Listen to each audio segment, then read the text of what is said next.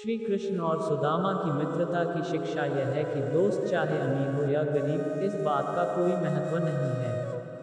मित्रता में सभी समान हैं और यह एक ऐसा संबंध है धरती पर जिसको हम चुन सकते हैं। आइए देखते हैं कृष्ण और सुदामा की दोस्ती की कहानी। श्रीमद् भागवत महापुराण के अनुसार राजा परीक्षित ने ब्राह्मणों से कहा, श्री कृष्ण प्रेम और मोक्ष के दाता परब्रह्म परमात्मा भगवान की शक्ति का कोई अंत नहीं है, इसलिए उनकी माधुर्य और ऐश्वर्य से भरी लीलाएं भी अंतहीन हैं। अब हम श्री कृष्ण की दूसरी लीलाएं, जिनका वर्णन आपने अब तक नहीं किया है, सुनना चाहते हैं।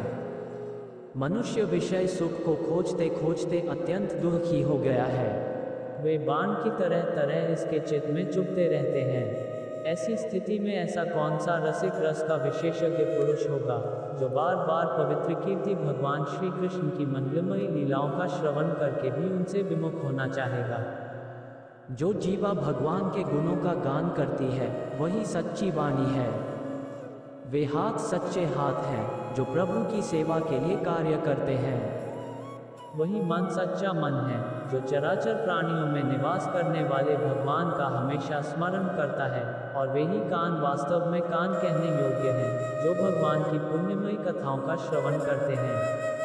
वही मस्तक मस्तक है जो चराचर जगत को भगवान की चल अचल प्रतिमा समझकर झुका करता है और जो सर्वत्र भगत विग्रह का दर्शन करते हैं, वे ही नेत्र वास्तव में नेत्र हैं।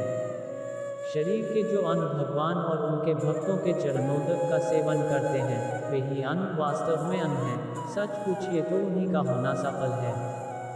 सूत जी कहते हैं, शौनकादि ऋषियों, जब राजा परीक्षित ने इस प्रकार प्रश्न किया तब भगवान श्री सुखदेव जी का हृदय भगवान श्री कृष्ण में ही तल्लीन हो गया। उन्होंने परीक्षित से इस प्रकार कहा। श्री सुखदेव जी ने आगे कथा सुनते हुए कहा, परीक्षित, एक ब्राह्मण भगवान श्री कृष्ण के परम मित्र थे। इनका नाम सुदामा था। वे बड़े ब्रह्मज्ञानी, विषयों से विरक्त, शांत चित्त और जितेंद्रिय थे। वे गृहस्थ होने पर भी किसी प्रकार का संग्रह परिग्रह न रखकर प्रारब्ध के अनुसार जो कुछ मिल जाता उसी में संतुष्ट रहते थे। उनके तन पर वस्त्र तो फटे पुराने थे ही, उनकी पत्नी के भी हाल वैसे ही थे। वह भी अपने पति की तरह भूख से दुबली हो रही थी। एक दिन दरिद्रता की प्रतिमूर्ति बहुत दुखी होकर भूख के मारे कांपती हुई अपने पतिदेव के पास गई और विनम्र हुए मुंह से बोली, भगवान, साक्षात लक्ष्मीपति भगवान श्री कृष्ण आपके बाल सखा हैं। वे भक्तवांछा कल्पतरु, शरणागत वत्सल और ब्राह्मणों के परम भक्त हैं। परम भाग्यवान आर्यपुत्र, वे साधु संतों के, सत्पुरुषों के एकमात्र आश्रय हैं। आप अपने सखा के पास जाइए और सारा हाल सुनाइए।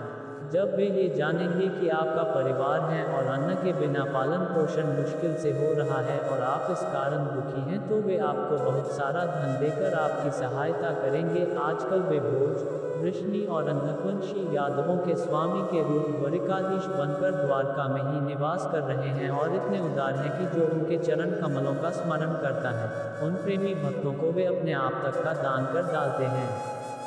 ऐसी स्थिति में भगवान श्री कृष्ण अपने भक्तों को यदि धन और विषय सुख, जो अत्यंत वांछनीय नहीं है, दे दे तो इसमें आश्चर्य की बात नहीं है। इस प्रकार जब उन सुदामा की पत्नी ने अपने पति से कई बार बड़ी नम्रता से प्रार्थना की, तब उन्होंने मन में विचार किया कि धन दौलत की तो कोई बात नहीं, परंतु उनके आराध्य भगवान श्री कृष्ण का दर्शनों का बहुत बड़ा लाभ मिल जाएगा। यही विचार करके उन्होंने द्वारिका जाने का निश्चय किया और अपनी पत्नी से बोले, प्रिय, खली हाथ मित्र से भेंट करने कैसे जाऊं? घर में कुछ भेंट देने के लिए कोई वस्तु है क्या? अगर हो तो दे दो। तब सुदामा की पत्नी ने पड़ोस के ब्राह्मणों के घर से 4 मुट्ठी चावल मांगकर एक कपड़े की पोटली बांध दिया और भगवान को भेंट देने के लिए सुदामा जी को दे दिए। इसके बाद वे सुदामा जी उन चावलों की पोटली को लेकर द्वारका के लिए पैदल चल पड़े। प्रभु का भजन कीर्तन करते हुए मार्ग में ये सोचते जाते थे कि मुझे भगवान श्री कृष्ण के दर्शन कैसे प्राप्त होंगे।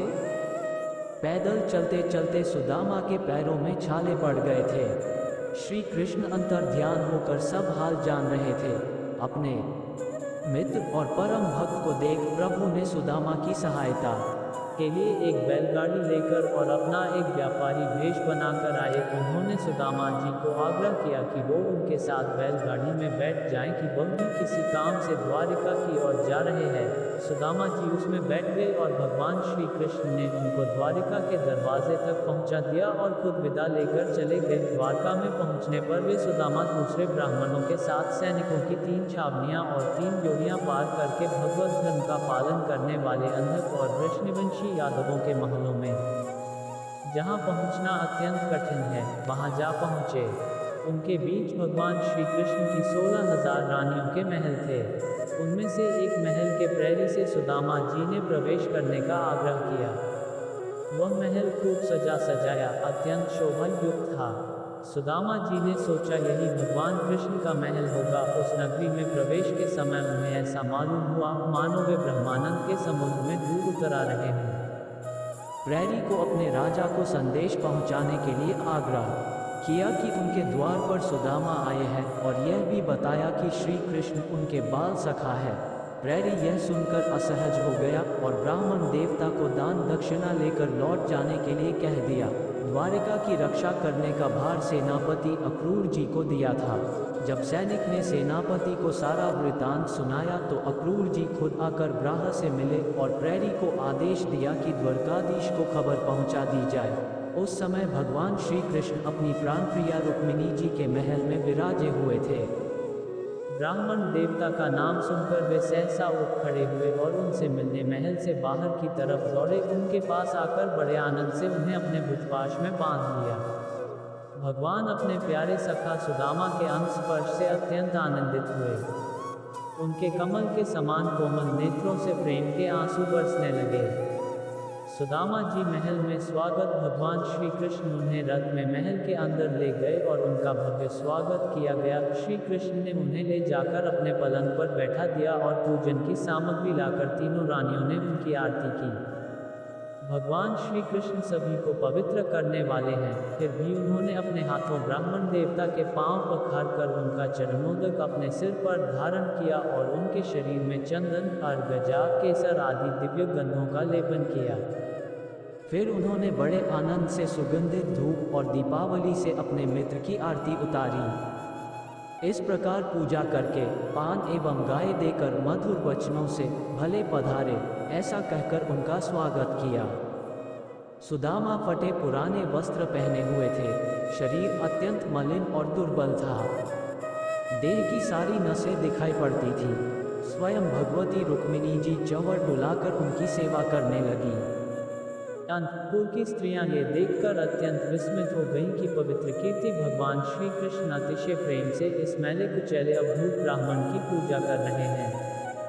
वे आपस में कहने लगी, इस नंग खड़ंग, निर्धन, निंदनीय और निकृष्ट विकमंगे ने ऐसा कौन सा पुण्य किया है जिससे त्रिलोकी गुरु श्रीनिवास श्री कृष्ण स्वयं इसका आदर सत्कार कर रहे हैं। देखो तो सही, इन्होंने अपने पलंग पर सेवा करती हुई स्वयं लक्ष्मी रूपिणी रुक्मिणी जी को छोड़कर इस ब्राह्मण को अपने बड़े भाई बलराम जी के समान हृदय से लगाया है। भगवान श्री कृष्ण और वे ब्राह्मण दोनों एक दूसरे का हाथ पकड़कर अपने पूर्व जीवन की उन आनंददायक घटनाओं का स्मरण और वर्णन करने लगे जो गुरु सांदीपनी जी के गुरुकुल में रहते समय घटित हुई थी। भगवान श्री कृष्ण ने कहा, धर्म के मर्मज्ञ ब्राह्मण देव, गुरु दक्षिणा देकर जब आप गुरुकुल से लौट आए तब आपने अपने अनुरूप स्त्री से विवाह किया या नहीं? मैं जानता हूं कि आपका चित्त गृहस्थी में रहने पर भी प्रायः विषय भोगों में आसक्त नहीं है। विद्वान, ये भी मुझे मालूम है कि धन आदि में भी आपकी कोई प्रीति नहीं है। जगत में विरले ही लोग ऐसे होते हैं जो भगवान की माया से निर्मित विषय संबंधी वासनाओं का त्याग कर देते हैं और चित्त में विषयों की तनिक भी वासना न रहने पर भी मेरे समान केवल लोक शिक्षा के लिए कर्म करते रहते हैं। ब्राह्मण शिरोमणि, क्या आपको उस समय की बात याद है जब हम दोनों एक साथ गुरुकुल में निवास करते थे? सचमुच गुरुकुल में ही द्विजातियों को अपने ज्ञातव्य वस्तु का ज्ञान होता है जिसके द्वारा वे अज्ञानांधकार से पार हो जाते हैं। मित्र, इस संसार में शरीर का कारण जन्मदाता पिता प्रथम गुरु है। इसके बाद उपनयन संस्कार करके सत्कर्मों की शिक्षा देने वाला दूसरा गुरु है, वह मेरे ही समान पूज्य है। तदनंतर ज्ञानोपदेश करके परमात्मा को प्राप्त कराने वाला गुरु को मेरा स्वरूप ही है। वर्णाश्रमियों के ये 3 गुरु होते हैं मेरे प्यारे मित्र। गुरु के स्वरूप में स्वयं मैं हूँ। इस जगत में वर्णाश्रमियों में जो लोग अपने गुरुदेव के उपदेशानुसार अनायासी भवसागर पार कर लेते हैं, वे अपने स्वार्थ और परमार्थ के सच्चे जानकार हैं। प्रिय मित्र, मैं सबका आत्मा हूँ, सबके हृदय में अंतर्यामी रूप से विराजमान हूँ। मैं गृहस्थ के धर्म पंचमहायज्ञ आदि से, ब्रह्मचारी के धर्म उपनयन वेदाध्ययन आदि से, वानप्रस्थी के धर्म तपस्या से और सब ओर से उपरत हो जाना, इस सन्यासी के धर्म से भी उतना संतुष्ट नहीं होता जितना गुरुदेव की सेवा शुश्रूषा से संतुष्ट होता हूँ। ब्राह्मण, जिस समय हम लोग गुरुकुल में निवास कर रहे थे, उस समय की वह बात आपको याद है क्या, जब हम दोनों को एक दिन हमारी गुरुपत्नी ने ईंधन लाने के लिए जंगल में भेजा था। उस समय हम लोग एक घोर जंगल में गए हुए थे और बिना ऋतु के ही बड़ा भयंकर आंधी पानी आ गया था। आकाश में बिजली कड़कने लगी थी। तब तक सूर्यास्त हो गया। चारों ओर अंधेरा ही अंधेरा फैल गया। धरती पर इस प्रकार पानी ही पानी हो गया कि कहाँ गड्ढा है, कहाँ किनारा, इसका पता ही ना चलता था। वह वर्षा क्या थी, एक छोटा मोटा प्रलय ही था। आंधी के झटकों और वर्षा की बौछारों से हम लोगों को बड़ी पीड़ा हुई, दिशा का ज्ञान न रहा। हम लोग अत्यंत आतुर हो गए और एक दूसरे का हाथ पकड़कर जंगल में इधर उधर भटकते रहे। जब हमारे गुरुदेव सांदीपनी मुनि को इस बात का पता चला, तब वे सूर्योदय होने पर अपने शिष्य हम लोगों को ढूंढते हुए जंगल में पहुंचे और उन्होंने देखा कि हम अत्यंत आतुर हो रहे हैं। वे कहने लगे, आश्चर्य है, आश्चर्य है। पुत्रों, तुम लोगों ने हमारे लिए अत्यंत कष्ट उठाया। सभी प्राणियों को अपना शरीर सबसे अधिक प्रिय होता है, परंतु तुम दोनों उसकी भी परवाह न करके हमारी सेवा में ही संलग्न रहे। गुरु के ऋण से मुक्त होने के लिए सत शिष्यों का इतना ही कर्तव्य है कि वे विशुद्ध भाव से अपना सब कुछ और शरीर भी गुरुदेव की सेवा में समर्पित कर दें। द्विज शिरोमणियों, मैं तुम लोगों से अत्यंत प्रसन्न हूँ। तुम्हारे सारे मनोरथ, सारी अभिलाषाएं पूर्ण हों और तुम लोगों ने हमसे जो वेदाध्ययन किया है वह तुम्हें सर्वदा कंठस्थ रहे तथा इस लोक एवं परलोक में कहीं भी निष्फल न हो। प्रिय मित्र, जिस समय हम लोग गुरुकुल में निवास कर रहे थे, हमारे जीवन में ऐसी ऐसी अनेकों घटनाएं घटित हुई थी। इसमें संदेह नहीं कि गुरुदेव की कृपा से ही मनुष्य शांति का अधिकारी होता और पूर्णता को प्राप्त करता है। अपने हाथों चंवर डुलाकर मेरी सेवा की। ओह, देवताओं के आराध्य देव होकर ब्राह्मणों को अपना इष्ट देव मानने वाले प्रभु ने पांव दबाकर अपने हाथों खिला पिलाकर मेरी अत्यंत सेवा शुश्रूषा की और देवता के समान मेरी पूजा की। स्वर्ग, मोक्ष, पृथ्वी और रसातल की संपत्ति तथा समस्त योग सिद्धियों की प्राप्ति का मूल उनके चरणों की पूजा ही है। फिर भी परम दयालु श्री कृष्ण ने ये सोचकर मुझे थोड़ा सा भी धन नहीं दिया कि कहीं ये दरिद्र धन पाकर बिल्कुल मतवाला न हो जाए और मुझे न भूल बैठे। इस प्रकार मन ही मन विचार करते करते ब्राह्मण देवता अपने घर के पास पहुंच गए। वे वहां क्या देखते हैं कि सबका सब स्थान सूर्य, अग्नि और चंद्रमा के समान तेजस्वी रत्न निर्मित महलों से घिरा हुआ है। ठौर ठौर चित्र विचित्र उपवन और उद्यान बने हुए हैं तथा उसमें झुंड के झुंड रंग बिरंगे पक्षी कलरव कर रहे हैं। सरोवरों में कुमुदिनी तथा श्वेत, नील और सौगंधिक भांति भांति के कमल खिले हुए हैं। सुंदर सुंदर स्त्री पुरुष बन ठनकर इधर उधर विचर रहे हैं। उस स्थान को देखकर ब्रह्मांड देवता सोचने लगे, मैं ये क्या देख रहा हूँ? ये किसका स्थान है? यदि यह वही स्थान है जहाँ मैं रहता था तो यह ऐसा कैसे हो गया? इस प्रकार वे सोच ही रहे थे कि देवताओं के समान सुंदर सुंदर स्त्री पुरुष गाजे बाजे के साथ मंगल गीत गाते हुए उस महाभाग्यवान ब्राह्मण की अगवानी करने के लिए आए। पतिदेव का शुभागमन सुनकर ब्राह्मणी को अपार आनंद हुआ और वह हड़बड़ा कर जल्दी जल्दी घर से निकल आई। वह ऐसी मालूम होती थी मानो मूर्तिमती लक्ष्मी जी ही कमल वन से पधारी हों। पतिदेव को देखते ही पतिव्रता पत्नी के नेत्रों में प्रेम और उत्कंठा के आवेग से आंसू छलक आए। उसने अपने नेत्र बंद कर लिए। ब्राह्मणी ने बड़े प्रेम भाव से उन्हें नमस्कार किया और मन ही मन आलिंगन भी। प्रिय परीक्षित, ब्राह्मण पत्नी सोने का हार पहनी हुई दासियों के बीच में विमान स्थित देवांगना के समान अत्यंत शोभायमान एवं देदीप्यमान हो रही थी। उसे इस रूप में देखकर वे विस्मित हो गए। उन्होंने अपनी पत्नी के साथ बड़े प्रेम से अपने महल में प्रवेश किया। उनका महल क्या था, मानो देवराज इंद्र का निवास स्थान। इसमें मणियों के सैकड़ों खंभे खड़े थे।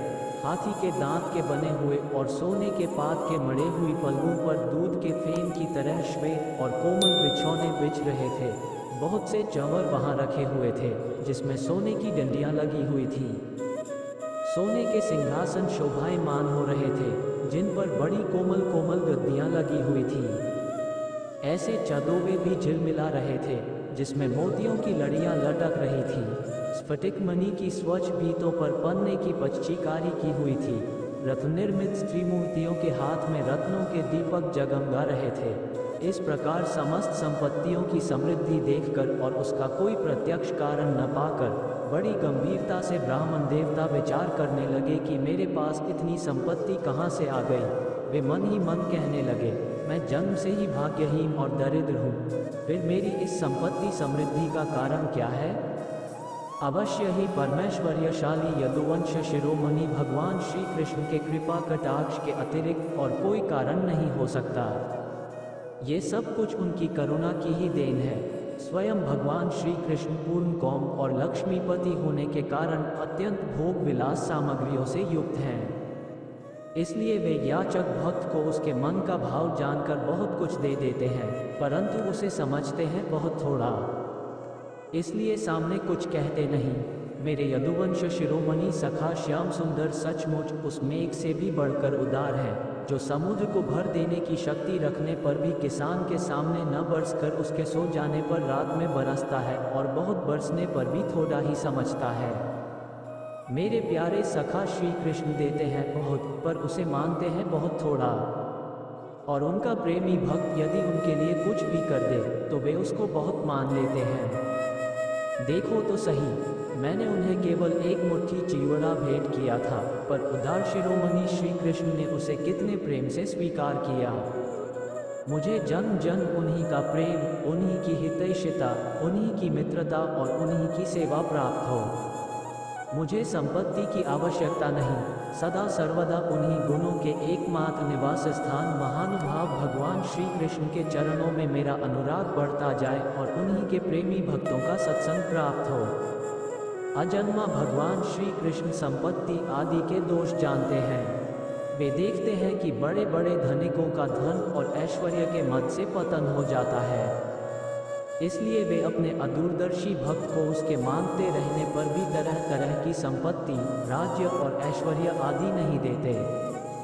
यह उनकी बड़ी कृपा है। अपनी बुद्धि से इस प्रकार निश्चय करके वे ब्राह्मण देवता त्यागपूर्वक अनासक्त भाव से अपनी पत्नी के साथ भगवत प्रसाद स्वरूप विषयों को ग्रहण करने लगे और दिनों दिन उनकी प्रेम भक्ति बढ़ने लगी। देवताओं के भी आराध्य देव भक्त भयहारी यज्ञपति सर्वशक्तिमान भगवान स्वयं ब्राह्मणों को अपना प्रभु, अपना इष्ट देव मानते हैं। इसलिए ब्राह्मणों से बढ़कर और कोई भी प्राणी जगत में नहीं है। इस प्रकार भगवान श्री कृष्ण के प्यारे सखा उस ब्राह्मण ने देखा कि यद्यपि भगवान अजित हैं, किसी के अधीन नहीं हैं, फिर भी वे अपने सेवकों के अधीन हो जाते हैं, उनसे पराजित हो जाते हैं। अब वे उन्हीं के ध्यान में तन्मय हो गए। ध्यान के आवेग से उनकी अविद्या की गांठ कट गई और उन्होंने थोड़े ही समय में भगवान का धाम, जो कि संतों का एकमात्र आश्रय है, प्राप्त किया। ब्राह्मणों को अपना इष्ट देव मानने वाले भगवान श्री कृष्ण की इस ब्राह्मण भक्ति को जो सुनता है, उसे भगवान के चरणों में प्रेम भाव प्राप्त हो जाता है और वह कर्म बंधन से मुक्त हो जाता है।